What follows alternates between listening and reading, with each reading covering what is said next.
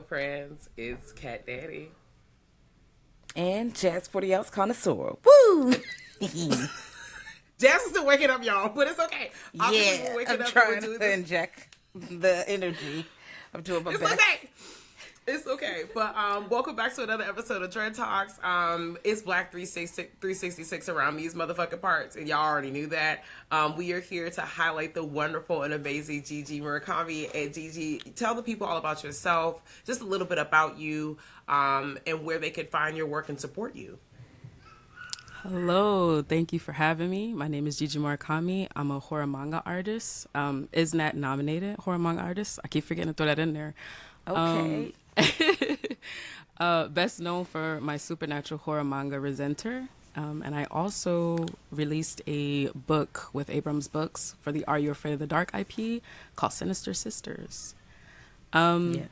And yeah, I'm everywhere online as Gigi Murakami. On Instagram, I am Gigi_Murakami. I also have an online shop and website, gigimurakami.art, website, gigimurakami.store, online store. So I'm everywhere. Yes. Open your purse. Open your purse. 366, Please. not just during Black History Month, okay? You need to seriously. support the people, okay? We out here. So I'm going to pull up and I'm... download their book. Yeah, Exactly. right now. Exactly. Okay. I'm looking at y'all. My eyes not laser yet because I'm still waking up. Okay. I'm doing my best. But what was one of your first horror movie experiences in the movie theater, and how was that experience? Ooh, in the movie theater. Mm-hmm. Oh gosh. I grew up I grew up Catholic, but my family grew up Jehovah's Witness. And Jehovah's Witness do not play about like horror and like Halloween and certain things. So, oh gosh, I honestly cannot remember the first time I saw a horror movie in the theaters. I would always catch stuff like on cable. I have to like sneak it at my family's house. Oh my gosh, this is blowing my mind right now. When was the first? Oh, you know what? The one that I can think of off rip is probably Final Destination 2. That's probably it. Off rip. And you said what was the experience like? Yeah. Terrifying. When they was on the highway, I know everybody talks about that part behind the wood logs, the truck, the log truck. Mm-hmm. But that joint had me terrified to drive. I could not. It took me so long to drive and like get on the highway. I was like how often do you find log trucks passing through in New York City? It's not often, but you know, who knows? It could have been that day. And yeah, it's been that's probably the scariest time watching a movie. That My scene, first time watching a movie in theater. That scene ruined everybody's life. A lot of people's childhood. Everybody's. Yeah. Because cars are all around us. That's what I'm saying. Right. We'll never heal. We'll never recover. At all. I refuse to this day get behind a log truck. There's no way. Any truck, I'll be damned. Because anything's liable to happen outside on these streets. What horror sci-fi works are you currently into? It could be like literature or anything audio or visual. Ooh. Interesting. There's I might need to grab the book for this, but there is this manga that I recently read that is called Ultra Heaven. Let me actually grab it from my desk. It's right here. Sorry. I just discovered this. I was actually on a panel last year at Comic-Con, and we were talking about new horror works and stuff like that. And this was something that was available for pre-order at the time. And one of my colleagues on the panel was recommending this manga, and I was like, I never heard of this. And I was interested, so I picked it up, and it's called Ultra Heaven. # not sponsored. But it's called Ultra Heaven, and it's a dystopian future where drugs are legal, and it's called the areas where you can actually receive these drugs. They're called pumps. They call them pump bars where you can get them at. So think of like alcohol, like a regular bar that you would go drink at. It's the same premise, but the main character is like an addict. Like he's like a legitimate drug addict. And he ends up getting this one pump that he's never experienced before. And the story meanders a little bit, but the artwork is fantastic. It meanders in a way that, like, you know, when you have, I've never personally had this kind of relationship, but I have had friends who have been like deep in the drugs, and like, it's just a lot of meandering happening. The book kind of does that. And the imagery is crazy. Let me see if I can show you. But it's set in the future, and it's like insane. So here's one instance where this guy and his friend are like, on some drugs, and they're just like going through their day. Like they're in their room, well, in the guy's apartment, the main character's apartment. And that's probably like at the peak, and they're like coming down in that page. And like the artwork is just constantly like this. And police and like, you know, different things like that. But how they interact with people who are out and about on drugs and in the pump bars is very interesting. But also very scary, because it's like, it seems regulated, but it like this guy gets into some really weird stuff. So it's like, how regulated is it? It does give like an interesting dystopian perspective on like drug use in the future. And I grew up a dare girl, you know, that's where I'm at. But, you know, I feel like to each his own, you know. I like CBD. That's about it for me. To each his own. But that story was like, it's crazy. So it's a good like perspective, you know, good palate cleanser. So a little horror, but mostly like dystopian sci-fi stuff happening there. I'm definitely gonna write that down, and I'm gonna check that out, because I think that's like, first of all, I will send you the link. Thank you, because I'm just trying to process how one is like actively depicting what like using looks like just like the whole, like how they're illustrating that experience, especially a come down, because, you know, every human body is not the same. People experience different things. So I am very interested, and I'm tuned in. So this manga artist, really quick, this is the first time I'm reading his work, but apparently a lot of his work is like this, talking about like psychedelic experiences and drugs, and apparently he's done a crazy amount of drugs in his life, and so like that's just the themes that's in his work. And I don't have a ton of experience with drugs. I have friends who do drugs, but like this just felt a little too real. It was like, it just felt a little too real. So yeah, the way that he depicts these things, in my very limited experience, it felt like, yeah, okay, this guy knows what he's doing. He's been on the other side of the mountain and has and had his pen and paper out, like describing the things. So it's an interesting read. Thank you. Mm-hmm. I love walking away with a new recommendation. Yes.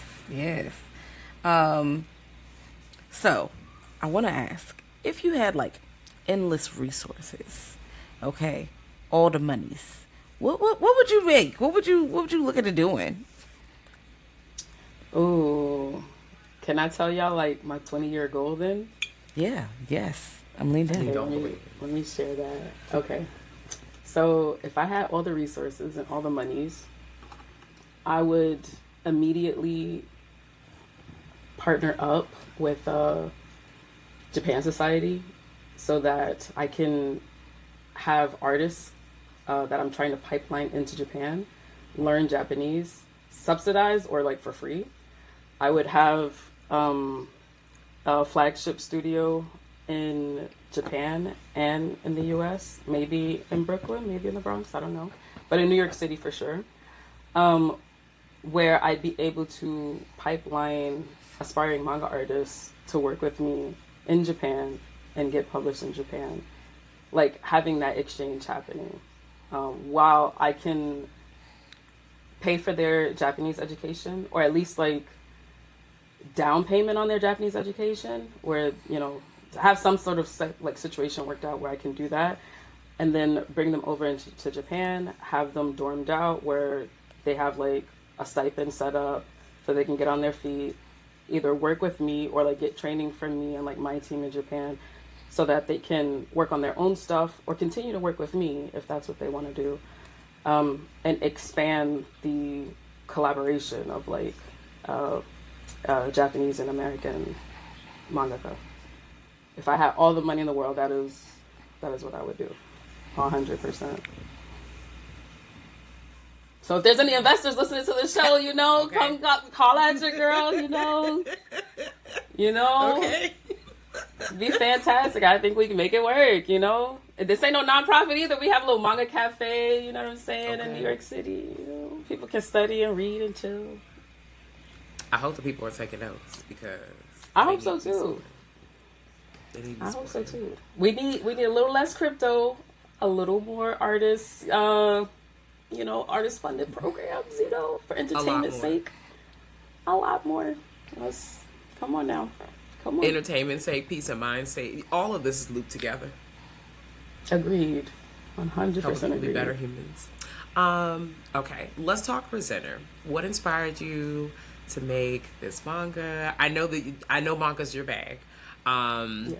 And you are inspiring anyways, because I'm gonna be honest with you, I don't know many Black manga creatives. And because of you, like, I've been like on a hunt to like find more people and branch. I know there's not that many of folks. But like, talk to us a little bit about Resenter. Like, what was your journey creating that? How was it like building that world? And what's it like, you know, being on the Viz platform, girl, and your book is out here on the streets? Okay, so Resenter, I got her in front of me, Miss Jackie. Here we go. So Resenter, I actually started planning Resenter in, I want to say late 2020. And in 2021 is when I actually started getting the workout. So I think that's when the first, I was still new to manga and I was really slow. So I had to release the first chapter in parts. So the first part, I believe, came out in 2021. And then after that, I was able to produce the full chapter in like 2022 or so. But yeah, Resenter came about because of some unresolved issues, the feelings of unresolved issues that I was thinking about during the pandemic. We had a lot of time to think, and I had came to the conclusion that there was a lot of situations and experiences that I had been through in life that didn't get resolved, and I didn't feel any sort of closure from, and I was actually sitting with like a little bit of resentment on. Unfortunately, those specific experiences were already old. So they were already old. So there wasn't really anything that I could do about it.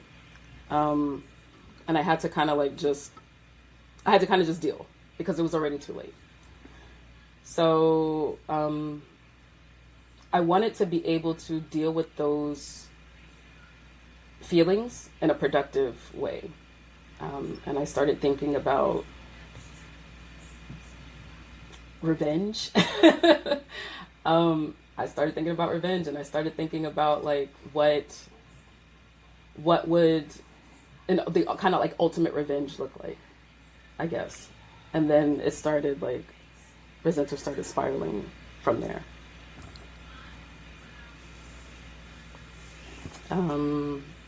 And then, yeah, how do I feel with it being on Viz? I am still a little shocked about it, honestly. I feel like, I don't know. It's so crazy to say that I have a thing on Viz. Like, I don't know. That just feels like so really weird. I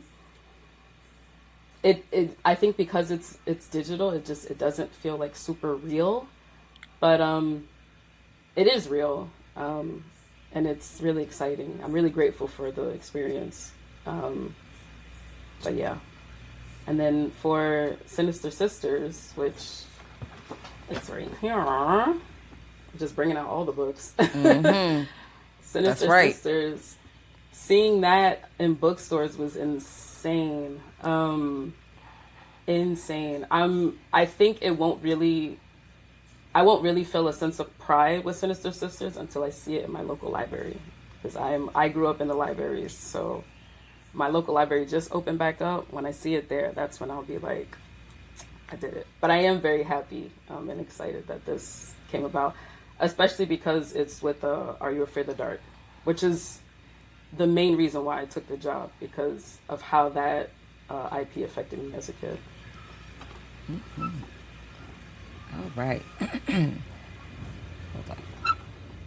Okay, so we know you enjoy listening to horror soundtracks and cool music. Okay, while you create. Yep. I'm bringing it. What are some of your favorite like horror soundtracks that like you go off to, you come back to often? Oh, favorite horror soundtracks. I do like the soundtrack to Suspiria. Like, I don't know all of Goblin's stuff, but there are like a few tracks that I do like. Also the song from the theme song from Tenebrae is really good. The first time I actually heard that song was through the band Justice, because they sampled it for their song Phantom. You know what I'm talking about? That I was like, oh, this is good. And then I saw Tenebrae. And then I saw Tenebrae for the first time, and I was like, that was a sample? That's cool. And then I think I was mentioning this the other day. Colin, I hope I'm saying his name wrong. Stetson. He does the music for Hereditary. I'm not sure if he did the music for Midsommar either, but he did the music for Hereditary. That's been on my rotation. The music that he did for Hereditary and the Uzumaki anime. That's been on rotation. I'm also a big Rob Zombie fan. I know he only does like music for his stuff, but the House of a Thousand Corpses soundtrack is always like a bop. It's always good to listen to. So there's a few of them. There's a few. I am trying to get my mic together. I'm so sorry. Oh, that's fine. Y'all can still hear me, right? Yeah, Absolutely. we've been here you no time. It's fine. You're totally fine. Okay. Okay, so I know you talked a bit about your work with Resenter and your most recent work with Sinister Sisters from the Are You Afraid of the Dark series. Can you tell us a bit about your creative process? Like, if there are some things, like, is there like a one set thing that you do? Does it differ from what different projects you might have your hands in at the time? And then if you have any advice for other creatives who are first stepping into this kind of venture, like, you know, how can they get their foot in their door? How can they, you know, be set up for success? So with my process, honestly, I just be minding my business, taking care of myself, doing my own stuff. And then a lot of people will reach out to me. But part of that is because I make myself available online. And that's something that I try to tell a lot of younger artists and like aspiring manga artists and comic artists to like make sure that they do, even though it's extra effort. It's not a part of the creative medium that they're interested in pursuing. But it does help. And yeah, I will just be doing my thing. I have yet to really reach out to a specific company or publisher that I really want to work with. Not because I'm not interested, but just I'm having fun in my own world doing my own stuff.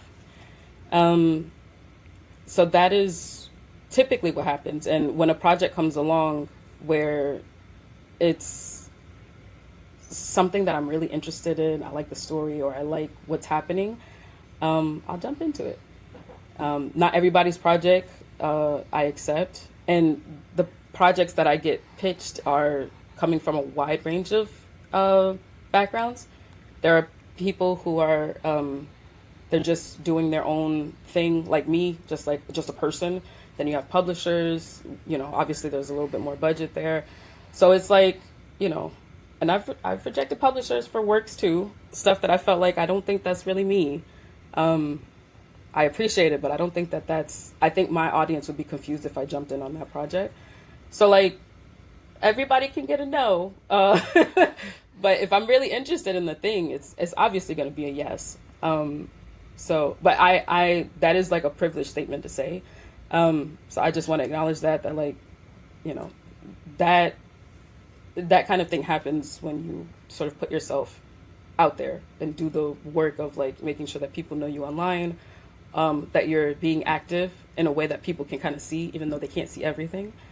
Like, people will reach out. I think that also goes into part of my advice on what I would tell younger artists or aspiring artists trying to do what I'm doing is focus on what you're doing. Unfortunately, sometimes what happens with social media is that we get distracted by what other people are doing, and we think about like, I want to be where this person is, or I want to be where that person is, or like, they're not that good, like, how come I'm not there? It's like, kill all of that because it's irrelevant. Focus on you and what you're doing, and be very honest with yourself when those thoughts arise, because those are human thoughts. I've had those thoughts in the past too with like my friends and my peers, and I'll have to check myself and be like, well, did you produce the amount of work that they've produced? No. Okay, well then let's take a breather. That feeling and that like want, that ambition is valid, but take a breather and get back to work. So that is the advice that I would give. Thank you. Yes, thank you. Thank you so much for sharing space with us. Now, before we close this thing on out, go ahead and tell the people where they can open their purse one more time before we slide out of here. So where you can open your purse at is gigimurakami.store. That's GIGIMURAKAMI.store. I have an online store where I sell prints, stickers, keychains, t-shirts, and manga, both e-format and physical format. And I want to say I have a Patreon, but I am closing that out soon. I'm starting a membership on my own website because I'm tired of giving a man extra money. Like, I want to keep all my money.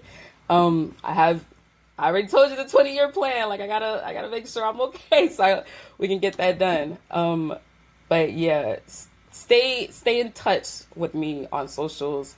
I have an email newsletter also. I'm going to send out announcements for when the membership is available, and you can jump in and get your things. It'll work like Patreon. So nothing different there. But yeah, for right now, the store is totally fine. And I also take commissions, which are also on my online store. All right, yes. But thanks for sharing space with us, y'all. Thanks for listening. Yes. Okay, we have more things planned for Black History Month. It's Black History 366, so don't think we about to stop after this. But I just need y'all to know the lasers will still be on my eyes even if you cannot see them. Okay, so be on the lookout for the panels, interviews, and articles coming up. And check out Gigi Murakami. Okay, all right. We closing this thing out, y'all. And until next time, bye.